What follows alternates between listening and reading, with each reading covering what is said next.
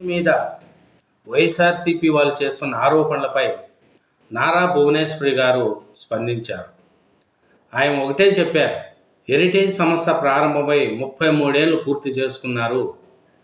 4 కోట్ల నుండి 4,000 కోట్లకు చేరింది.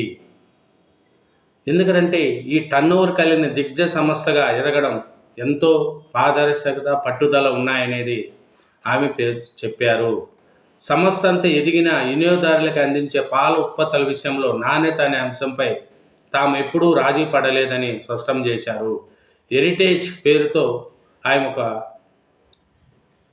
వీడియో చేశారు. చూసింది నమ్మండి అంటూ ఆమె వినియోగదారులకు విజ్ఞప్తి చేశారు.